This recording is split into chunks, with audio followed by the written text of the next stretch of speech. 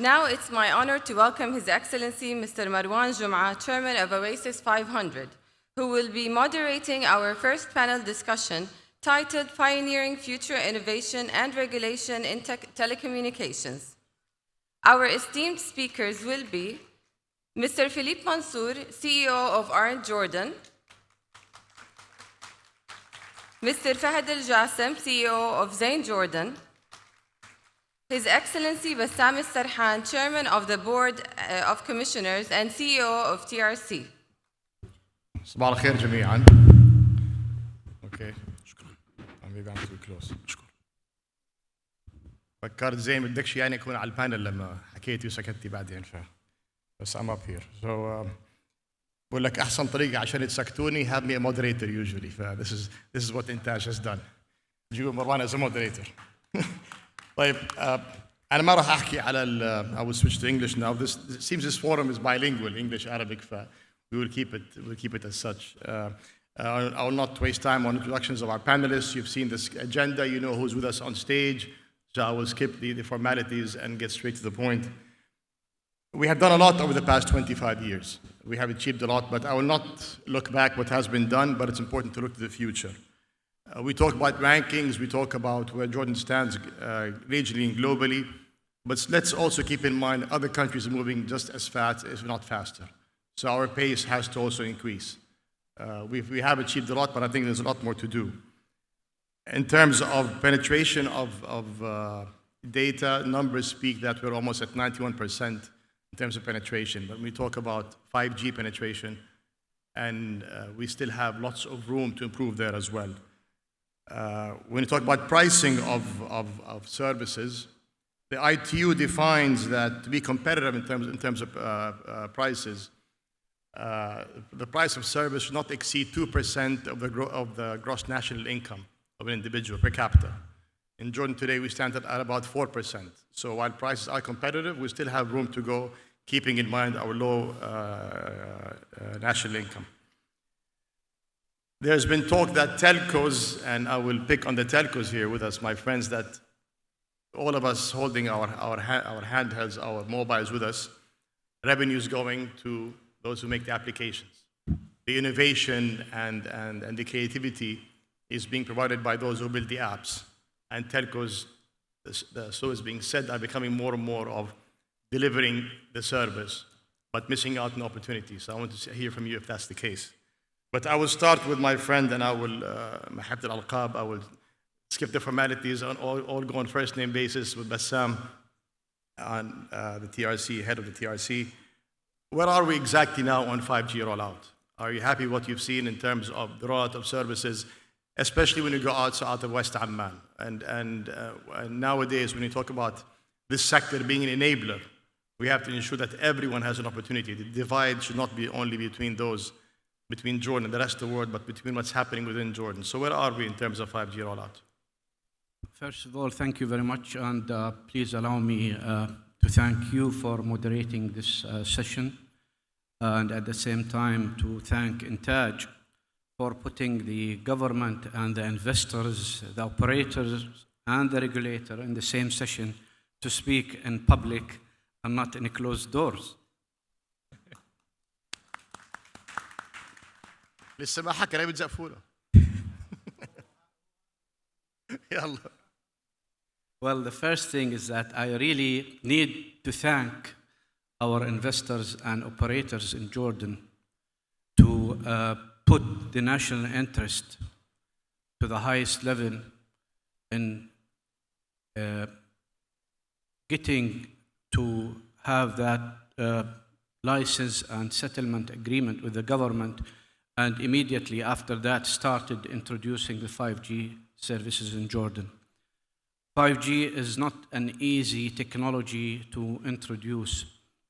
The number of 5G countries that have now 5G services available in the MENA region is 7, is GCC and Saudi Arabia, and Jordan is the 7th country to have that commercially launched.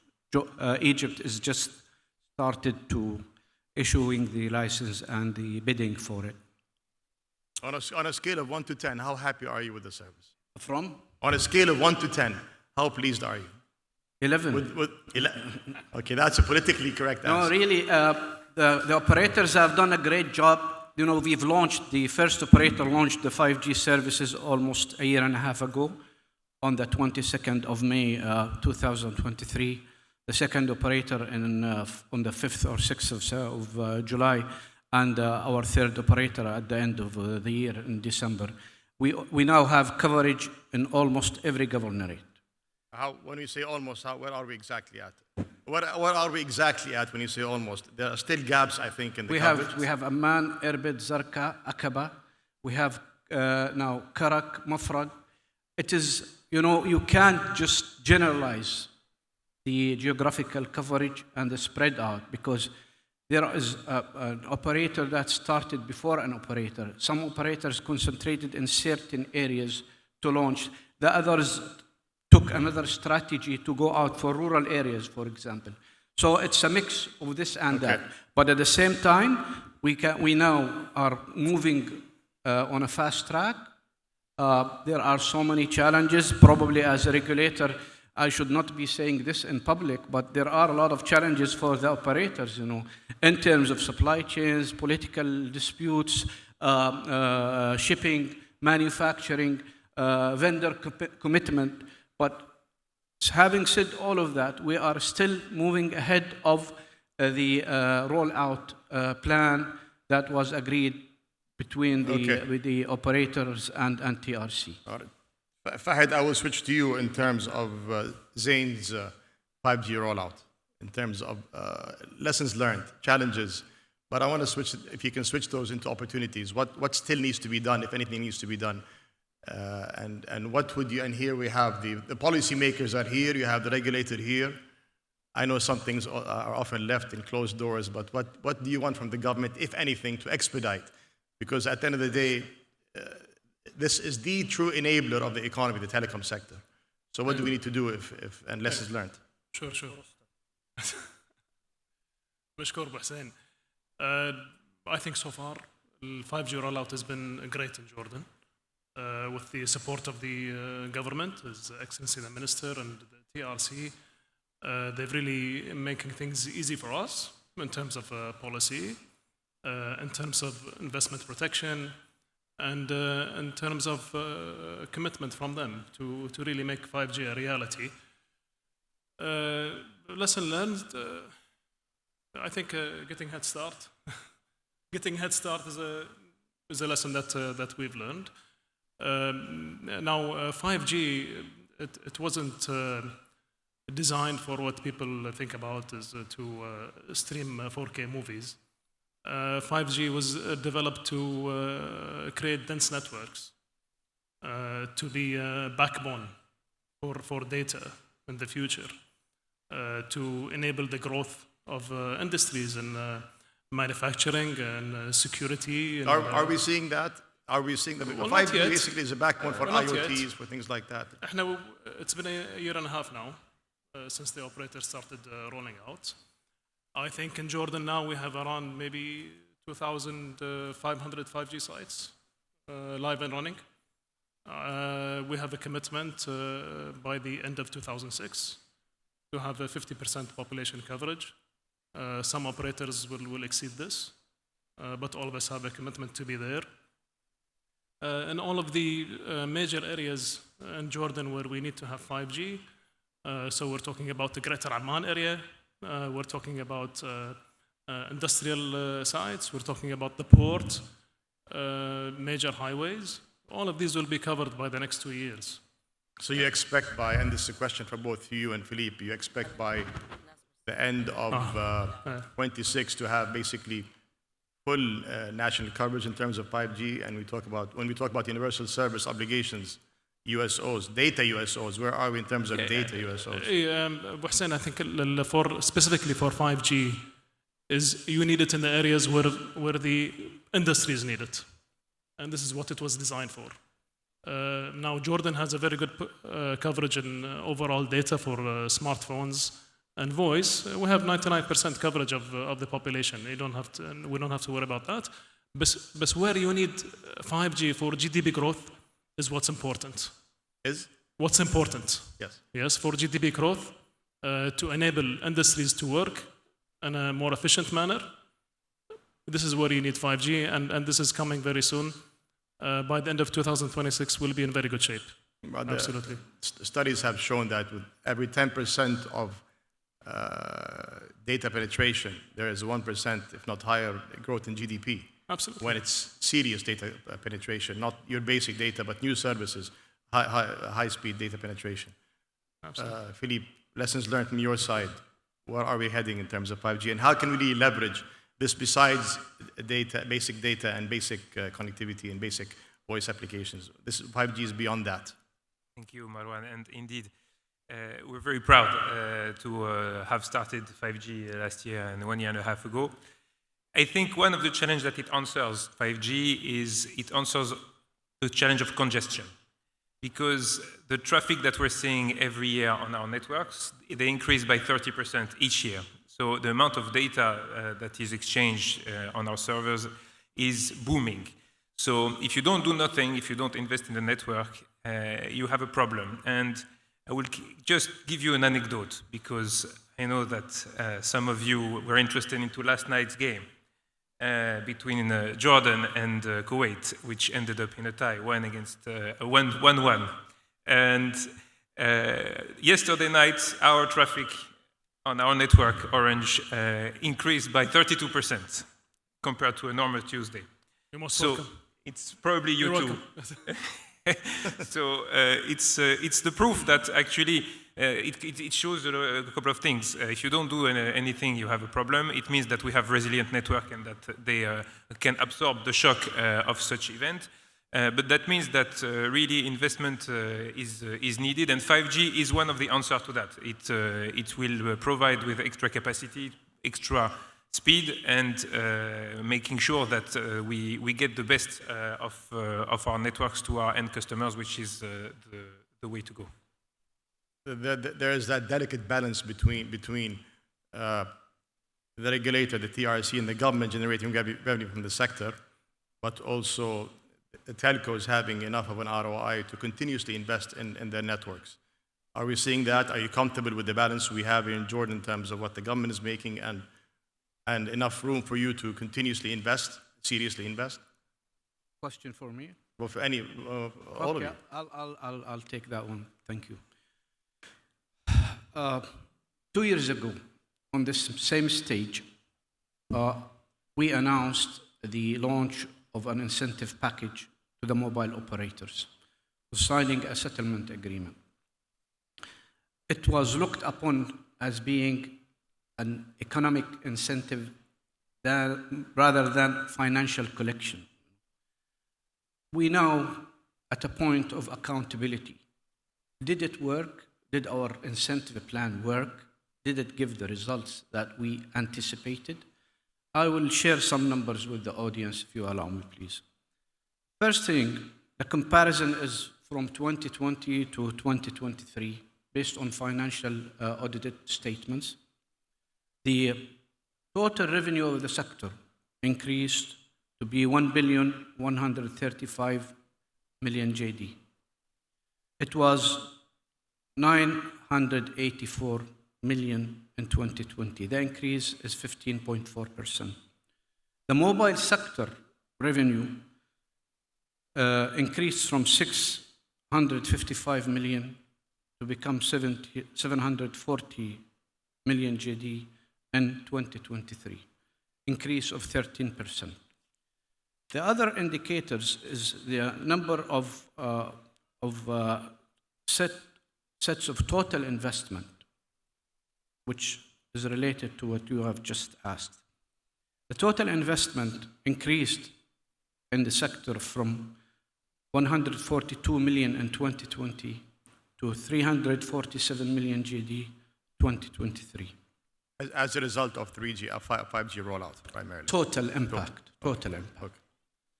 Percentage of telecom sector participation in the GDP, based on the Department of Statistics results. In 2020, it was 2.3%. 2023, it is 2.9%. an increase in the GDP of 0.6% from the sector participation. The employment is still a humble number, but the curve is going up from 2020 to 2023. We have now about 130 jobs created based on this. The percentage of investments over revenues in the sector it has gone from 14% in 2020 to 31% in 2023. If we look at this in a general perspective, we see that we did the right thing, we planted good seeds, and we're moving forward to have a solid, updated, state-of-the-art technology infrastructure together with positive impacts on all the stakeholders within the... What keeps you awake at night? Sorry? What keeps you awake at night? What you have any concerns? What do we need to do better? My wife.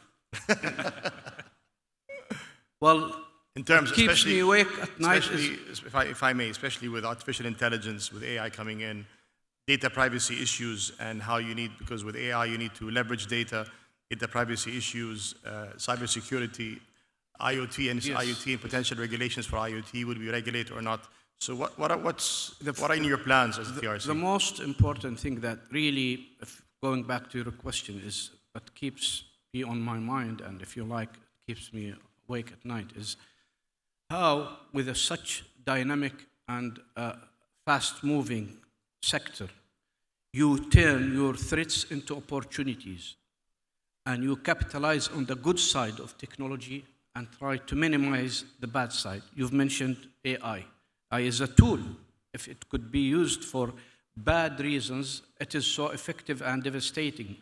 If it's used for the good reasons, it will give you an excellent result. This is combined with cybersecurity associated with it. A quick, thing to say is that since 2-3 years ago, we were attending all ITU conferences and workshops and forums.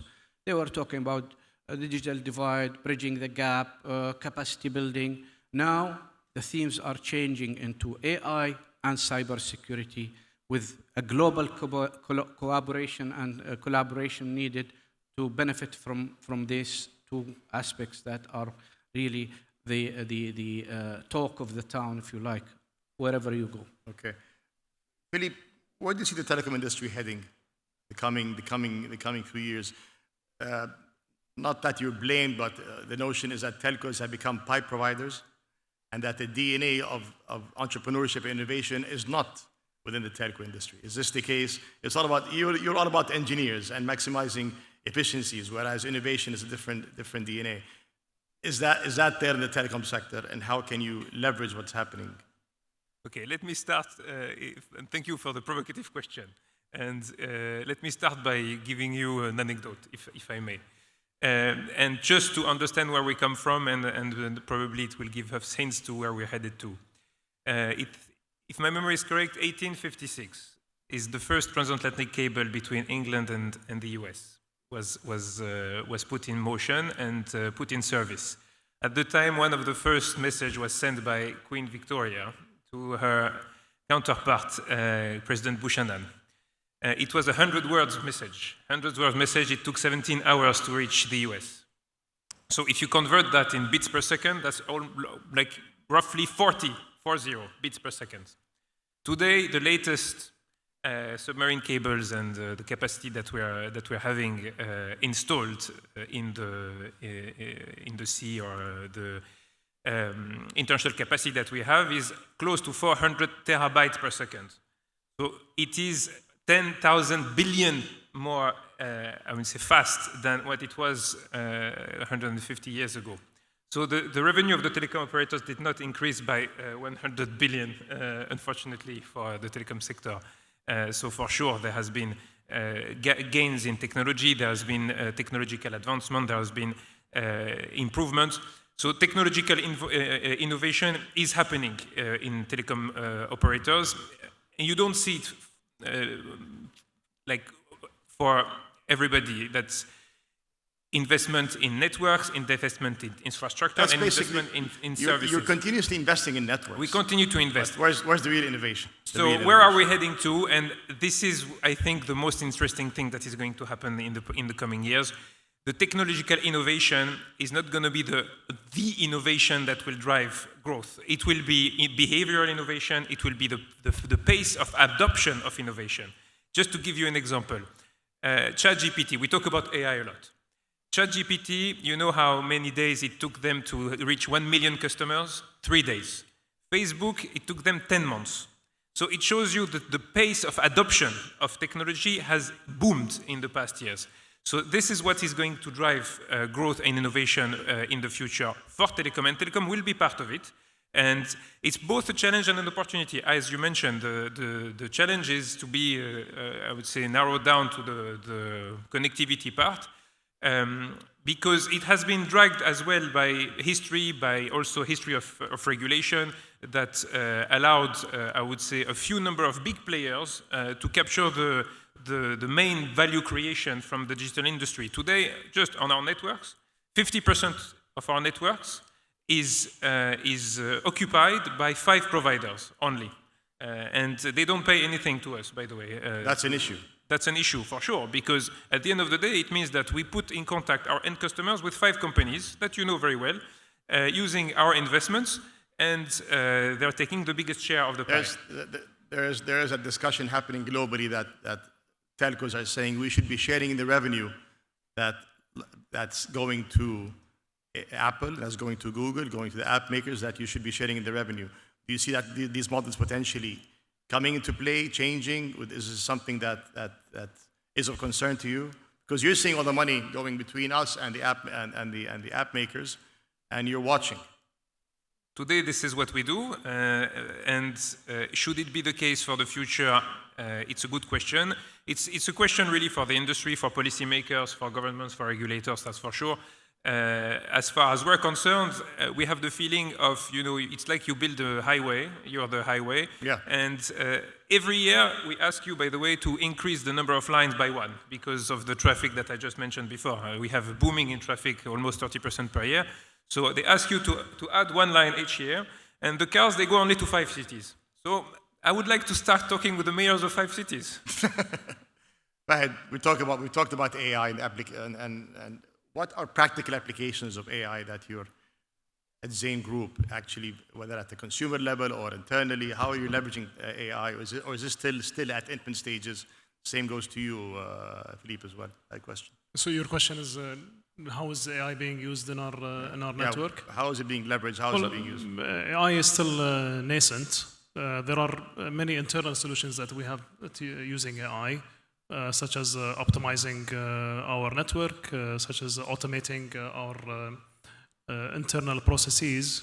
AI really makes our work more accurate, more efficient. As far as our customers are concerned, I think today, maybe to answer part of your question about telecom's role in the development of technology, is today the operators are putting AI in your hands. I mean, the reason that today you're able to use AI on your phone and on your laptops is because of the network that's bringing AI to you, the network that's computing AI for you. So obviously, with the development of our networks, 5G, of our fixed networks, it really brings AI to smart cities. It brings it to transport. It brings it to manufacturers, without which cannot be possible. Many opportunities coming up, I think. Many opportunities will be coming up, I think, in terms of leveraging technology. Absolutely, there is nothing but growth coming up. Yes. You've done a lot. I will quick questions because we're tight on time, and I know you have a tight schedule as well. You've done a lot in supporting entrepreneurs, both companies, whether it's Zinc or your operations, Philippe in your operations, the Orange. At this forum, which happens every 2 years, and I've asked you this question before, what more can you do to enable especially the startups, and hard commitments? I know you've done a lot. You've spent a lot of money. But can you make any hard commitments, both of you, to our startup entrepreneurs, our startups and entrepreneurs? Hussein, Zain has always been committed to entrepreneurship. Entrepreneurship is a foundational for GDP growth. It's a major factor in our development in the future. And Zain has always been committed to entrepreneurs, either through our innovation centers or our programs in the universities and fabrication labs to help entrepreneurs make their dreams come true. We are committed to continue to support entrepreneurship and startups to make their journey easier. As far as specific commitments, I'm happy to talk to you or to anybody on how. Would it be possible for either or you, both of you to say that you commit X% of your procurement that would go to procurement? This has already been this is already a policy that we have at Zain, I think, for the last decade. That we prefer Jordanian. With all due respect, of course, to regional players, but in terms of supporting the local startups, is this something that we support local manufacturing? Philippe, you smiled when I asked. It's the policy that we have for the last decade with us. Yeah. No, frankly, and thank you. And I just want to really emphasize that entrepreneurship is really key for us as a policy that we wish to support, and we have supported it in the past, and we will continue to support it in the future. It's more than creating a company, it's creating value, it's creating jobs, and it's fostering growth. And it's bringing innovation. So we've done a lot of things. We've opened accelerators, incubators. We have an innovation hub in Orange where we bring the startups together to exchange ideas. We have as well means at their disposal should they need any support, be it, I would say, from human resource perspective, mentorship, be it material. We have facilities that we can provide them. Really, the aim is to have idea emerge and detect gems, and we have real successful programs together with partners, with Intaj, that help us select I would say the best startups that we will put in the accelerator program. And my advice to answer your question is really seek for partnerships, because by definition, a startup is a very small team, and you don't do anything alone. So I've learned a nice say in Arabic, "Eid wahda ma bitza'ef," and so I will take it. This will be my advice to entrepreneurs.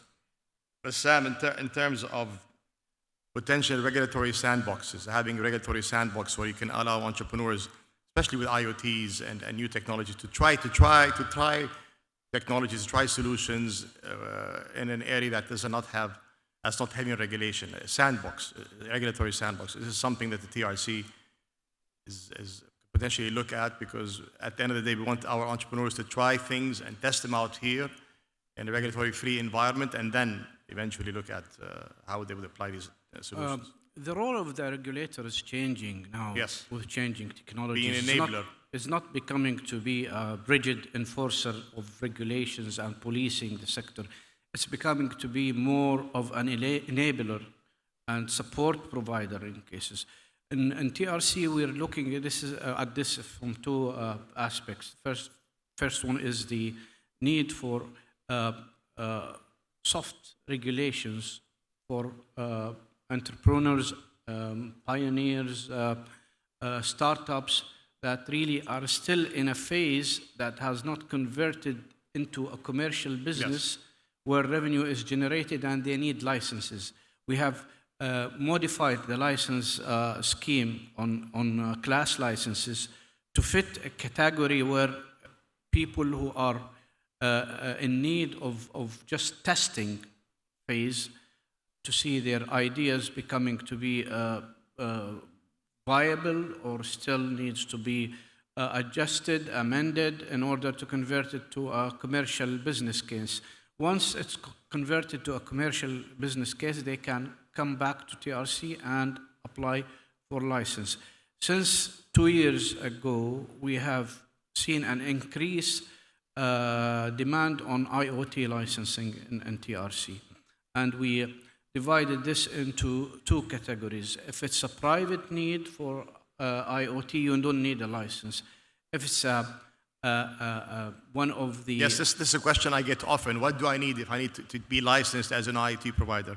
If you can clarify to the audience. And if so you people have a understand. farm and you want to manage your farm through IoT, you don't need a license from TRC.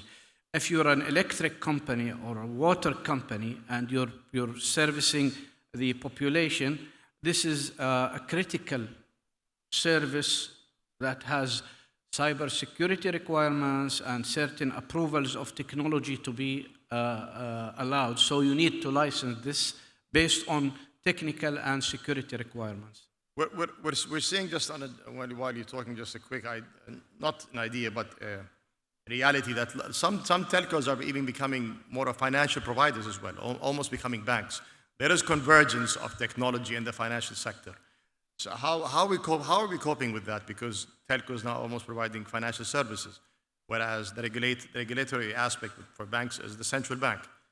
You are a telecom regulator. So with this convergence, how do we see, will we be dealing with this? And do you see your role as telcos as shifting, as becoming more of financial service providers? Maybe I can. Yes. You're right, Abu Hussein. Yes, there is a lot of, but they are separately regulated. For example, for now, do you see?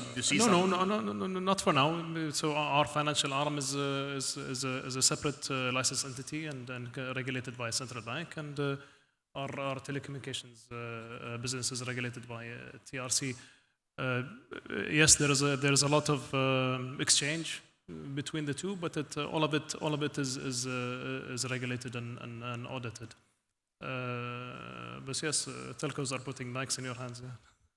We're doing this. Yeah. It was mentioned before in Amjad's talk, and I think His Excellency alluded to it as well, Sami, the skills issue. Do you see a skills gap, or do you find enough resources here? And back 20 years ago, many of the regional networks were actually built by Jordanian talents who helped build networks in Kuwait and Saudi Arabia and elsewhere. We were the pioneers there.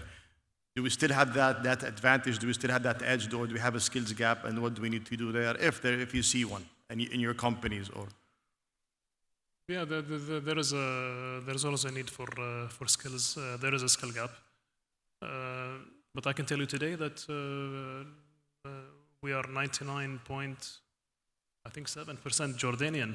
Yeah, except for me. You're the 0.3. Yeah. But there's a skill gap, but we're working with the universities to generate young skills, and we're training them. And I think going forward, this is something we can fill. Absolutely.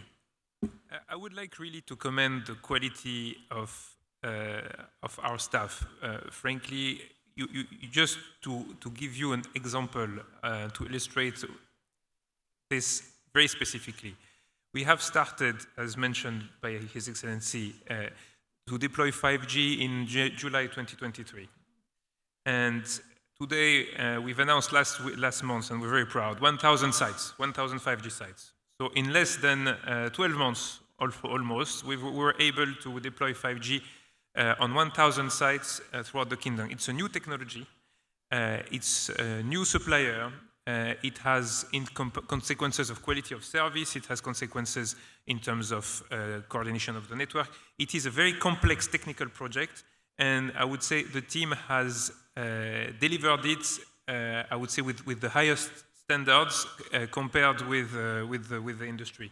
So frankly, we have a very, very, very strong team with very skilled professionals. And of course, we will be investing, and we are investing in future skills, making sure that we prepare our staff, but also the company to the technology that we will need in the future. But frankly, I must say that you have, as Zain, we are 99.999% Jordanian, and we can really capitalize on this extremely talented pool of skills. Hassan, there was the theme of this forum is synergy and innovation, especially synergy between the Arab countries, and that brings into the issue of cross-border collaboration between regulators, because nowadays there are no borders physically for the IT industry. especially when it comes to hosting, cybersecurity issues, data privacy issues. Do you collaborate with your fellow regulators, or do you strictly work at a local scale?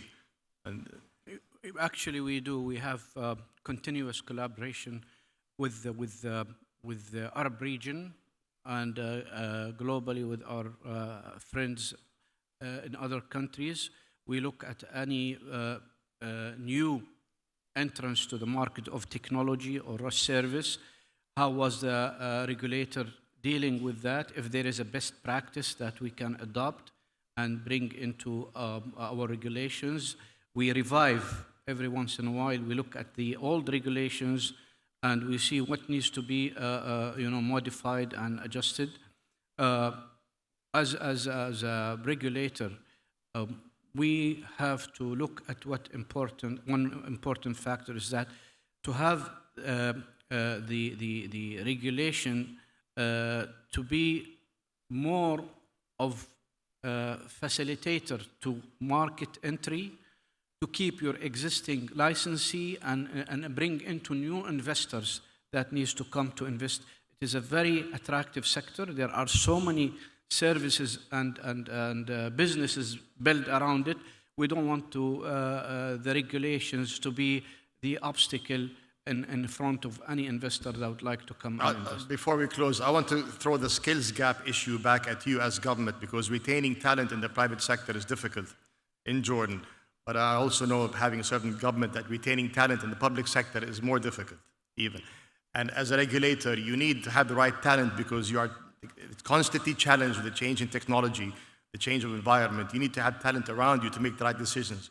Do you find that as a challenge in government, or are you happy with the... Thank you. It's a very important question. Well, the technical side, talents, I was really impressed and surprised with the high caliber talents in terms of the technical side in TRC. I came from the private sector after long years there. And I see very talented staff. Engineers are keeping up with anything that is coming and learning about it. In other areas, we still need to work on that side and have more qualifications, more capacity building. In terms of retaining people as well. Okay. In closing, back in 2020, I think the first ICT forum, and Karim is here with me, Karim Tawar, we were there back in 25 years ago almost. His Majesty challenged the telecom sector to help Jordan create that quantum leap. And back then, we were basically providing basic voice services. And he challenged, back then Orange had just come in as an investor. He said, I want you to build the fixed broadband that we need for the IT sector. And he also challenged Zain. What do we need to do as a country to create that second quantum leap? How can we expedite? How can we to create that leap where once again we position the country really truly as an IT leader? What's needed? If you think creatively with me, are you happy with what we have, or what do you think we need? Whether regulatory, policy, networks, how can we create that second leap? These questions were not, these guys didn't know about these questions, so that's what there's silence. Indeed. I'm challenging you guys as we close. I will answer in 4 points, if you allow me. Huh? 4 points. 4 points, okay, good, we have 4 points. Yeah. I think... your chairman is there, so he will take notes, your chairman is there. So. 4 points. Number one, regulatory visibility. Because that's to you, Bassam, regulatory visibility. Key, and I must say, and I will commend the great work of the TRC and the government and the quality of the relationship and the dialogue that we have together. I think it's you do not see it, you do not sense it, but it is there, and it is really precious to push the industry towards what's best for the country. So regulatory visibility, because it's important for us to have visibility as well in order to invest. We've invested more than 2 billion since Orange has invested in Jordan. So it's a big investment. We are the biggest... Number two, regulatory visibility. Regulatory visibility. I would say financial stability as well. Meaning? Everything that... related to tax or any financial service or financial constraints that would and could secure the investment is clearly needed. 3, and you mentioned it through the skills issue, maintaining a very high level of education in the country, allowing us to continue feeding our companies with the great skills that we have. And 4, I would say the commercial push, because we need to as well push people and change mindsets to adopt these technologies and make this leap forward on the consumer side, because sometimes this is where the resistance is. And 5G is a good example, because we need adoption. And on this as well, we need help. The last one is on you, the last one, but the first two are on the government in terms of regulatory stability and financial I told stability. you 4 points. Okay, and the skills gap. Any? I think first you need a decision that you want to make the leap. Sorry? The decision to make the leap, I think, is the most important. That's one. You need certainty in the future, just like Philip mentioned. Clarity. Investors need certainty, and you need somebody to use it. Yeah, but we can do it. Yeah, absolutely. Bassam, as an enabler, as you said, your role has changed from being a regulator to an enabler. What else can you do to further enable this, our industry and the country as a whole? Well, the first thing, an investor or an existing operator or licensee needs to guarantee 3 things: stability, sustainability, and also security. If this is put as a fundamental platform, then we can build on that. Once this is started, this is very important to have in the relationship. It has duties on both sides, not only on one side. But as a regulator, I had a few points that I was looking at a couple of days ago, and I wrote them down for this session, is to promote market entry, promoting market entry, affordable spectrum allocation, and I'm talking about the telecom sector now, support infrastructure investments, incentivize network expansion, flexible infrastructure sharing. They will love this one. Foster technology. They're smiling at that one. Neutrality. Is this something that you could enforce, or is it something at their pleasure? Support collaboration between stakeholders and ensure. When you said affordable spectrum, are you looking at changing spectrum pricing policies? The affordable is relative. Potentially, with 6G coming, are you looking at changing how you price your spectrum? Once we reach the 6G, we'll look at another incentive plan. Once we reach that point. At one point, we gave operators back in 2010 incentives to expand their coverage to rural areas and outside Amman in terms of spectrum pricing and what have you. Is this something that the regulator may look at? The best practice is to give away spectrum for free. Spectrum, especially outside. Huge leap. If you go outside, especially if you commit to expand outside the capital. Absolutely. Yeah. Is this something we can announce? Something we can push? We need something out of this. You guys are too nice, too docile, too nice. If we give spectrum for free, would the operators give services on a for commitment free to the public? Sorry? If they take spectrum for free, would they offer free services to the people? No, but they may provide better prices and more coverage outside the capital. I know, but there is no way that you can give spectrum for free. Not necessarily free. Not necessarily free. Lower. We already in 2022, 2023, we provided 2 incentive packages from the government to the mobile operators, 2 consecutive years, and I've just presented the good results that we have. So when we have more good results, we'll be more encouraged to give more incentive plans. But we are there to help the operators, not only the mobile operators. We have other telecom investors, we have fiber providers, we have IoT providers, we have FM stations also that are using the spectrum. They're telling me this. Amjad takes the floor and takes 10 minutes additional speeches, and they're telling me this. I'm going to take 2 minutes as we close. You took some of our time. No, basically, I think just to close, regulatory stability and visibility is critical. But that you also could keep in mind that technology is changing very rapidly. So sometimes you have to change regulations because technology is forcing you to change. So you have to find a delicate balance between stability of regulations, but also keeping up with what's happening in the world.